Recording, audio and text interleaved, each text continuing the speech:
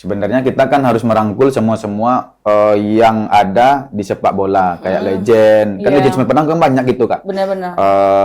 Penggiat sepak bola. Sebenarnya dia mau bantu, tapi yang duluan tuh siapa? Nggak ada. Oh, nggak ada ya yang mau inisiatif untuk membantu itu, gitu. Membantu itu nggak ada. Karena mungkin masih orang-orang tuh masih berpikir tidak melihat potensinya. Padahal potensinya sangat besar sekali ya, Banyak Coach ya. besar. Tapi kalau tahu pemain kita dipanggil timnas itu mungkin dia nggak tahu. Nggak tahu ya. Tapi kalau tahu pasti ikut-ikutan bangga kan. Iya, ikut bangga. Ada kebiasaan banget nih. Kalau misalnya udah viral aja, baru kayak yang gini-gini nanti kan, baru viral nanti dikasih duit sama pemerintah gitu. Makanya jangan nunggu-nungguin viral dulu ya, Coach ya. Iya, Harusnya betul. didukung dari awal memulai proses hingga nanti udah sukses gitu.